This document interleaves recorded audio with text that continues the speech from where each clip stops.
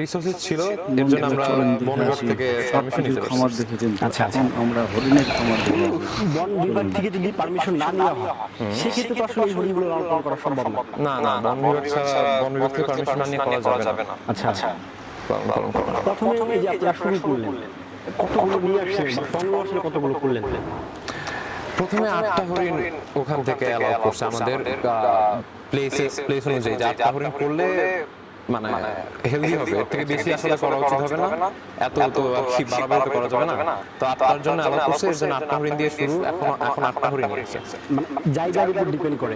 হ্যাঁ, ওরা ইন্সপেক্টর এসে ইন্সপেক্ট করে যে কিরকম প্লেস রয়েছে, আর কি আমরা টেক কি করতে পারবো, আমাদের কি রিসোর্সেস রয়েছে, আমরা কি বুঝি নাকি যে প্রাণী কিভাবে পালতে হয় এরকম। লালন পালন যখন শুরু করলেন তখন কি আসলে বুঝতেন নাকি কোথাও থেকে ট্রেনিং করে তারপর শুরু করলেন? ট্রেনিং এটা আসলে ওরাই অনেক হেল্প করে বন বিভাগ থেকে।